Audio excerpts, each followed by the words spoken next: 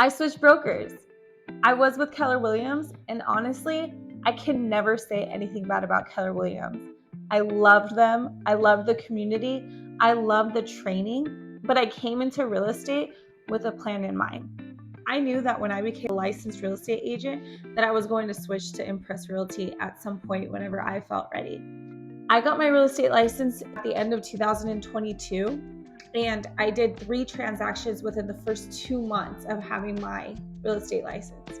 They were all different price ranges, different clientele, in different parts of the city, completely different parts. I sold 1 home in Boulder City. I sold a second home all the way in the Northwest. And then my 3rd home I sold in the heart of Summerlin. I learned so much in just those 3 transactions that I felt ready to switch over to where I'm at now, which is Impress Realty. I'm so excited because it's a smaller brokerage. It's more mom and pop, so to speak. I have access to somebody who has plenty of experience and is also a family friend. So no hard feelings for Keller Williams, but it was time for me to move on to go to the phase 2 of what I have planned to meet my real estate goals. All of those transactions that I closed were from my, what they call, sphere of influence. What that means is that when I became a real estate agent, I put that information out to all of my friends and family. And those 3 transactions came from people who I knew, past clients for my photography, family friend, and then my family member.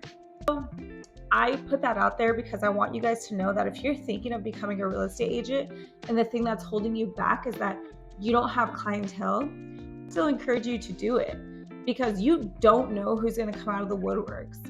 I knew that my family member was on the market to purchase a home, but I didn't think that they were really considering it until sometime maybe at the end of this year, if not next year. And lo and behold, Joey, my loan officer, got them pre-approved, got them on the path to home ownership, and before we knew it, we were house shopping and we closed on a house in 30 days.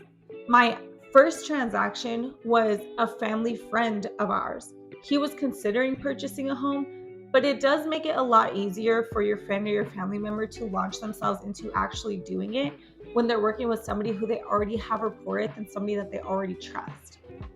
Shout out to those of you who trusted me in purchasing your first home this year. I'm super grateful. I learned so much along the way, and we were able to get it done quickly and clean. And to my knowledge, everybody that's purchased their home is satisfied with their purchase. All 3 of these homes were purchased from millennials, and they purchased these homes with the thought process of already wanting to renovate it. They weren't looking for the newest, latest and greatest, move in and kind of have a turnkey property is what it's called. Turnkey property is when you walk in, the floors are done, it's painted how you want, the countertops are great, the kitchen is redone, laundry room, you name it, it's ready to go. So I have not sold any turnkey properties, but the 3 homes that I have sold are homes that needed a little bit of renovation. What's cool about that is one of my clients has slowly but surely been able to customize their home to exactly what them and their family want. It's been so fun to see how each and every home is coming together. The first home I sold was in Boulder City, Nevada. Having been up to Boulder City lately, you should take a trip up there. It's actually pretty cool.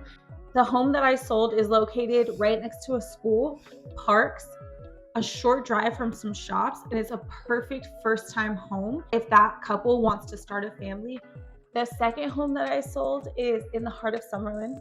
Now, we looked at all kinds of homes in this price range because in the price range that those shoppers were shopping at, they could have gotten a new build, they could have gotten a home with a little bit of upgrades, but instead they got a home that was a little bit older, needed some renovations, but was huge. It's on about a 1/4 acre lot in Summerlin with RV parking. But since it was built in the 80s, the carpet needed to be taken out, it needed to be painted, and the popcorn ceiling had to be taken off. All of these things were things that they were happy and willing to do because they got to completely customize their home and choose everything from the color of the walls to the type of flooring that they wanted. The kitchen had a drop ceiling that they took off and raised it up. Just so much went into this home, and now they have about a 1/4 acre, which if you are a Las Vegas local or if you know anything about Las Vegas, usually our homes are like this close together. So for them to get that space was truly a gift. And in the price range that they were in, it was awesome. The third home that I sold was in the Northwest.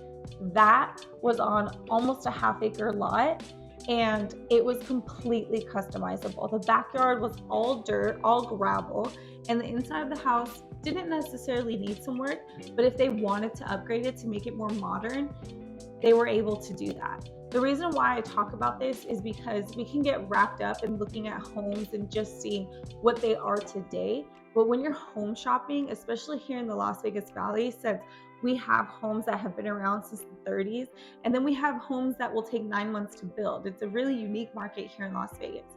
I highly, highly encourage you to look with a creative eye when you think about homes like this. So maybe you don't get the latest and greatest thing right out of the gates, but for first-time home buyers, I mean, and maybe buy something that you can afford and then upgrade it as you go. There's really something special about doing that. There's really something special about making your house a home with your family and your hard work, or the hard work of a contractor. I highly encourage it. It was so cool for me to see all of these homes turn out the way that my client was envisioning it as we walked through the home.